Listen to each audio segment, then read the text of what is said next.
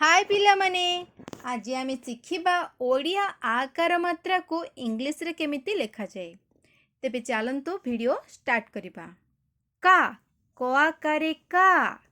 के ए का, खो आकारे खा,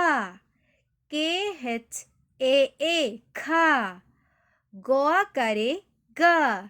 जी ए गा, घो आकारे घा, जी हेच ए घा, चौ आकारे चा, सी हेच ए चा, छ आकारे छा, सी हेच ए छा, जो आकारे जा, जे ए जा,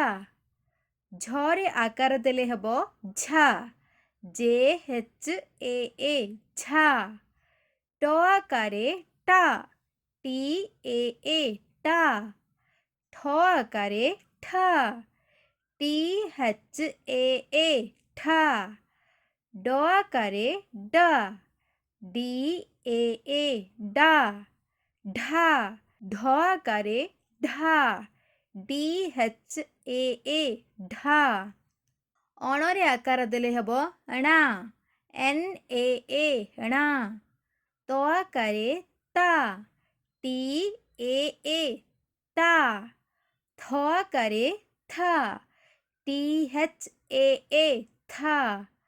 दो आकारे दा, डी ए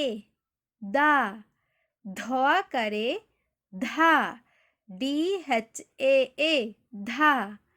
नो आकारे ना, एन ए ना, पो आकारे पा, पी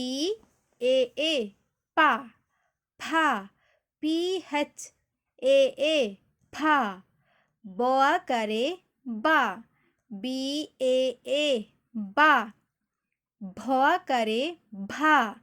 बी हेच ए भा,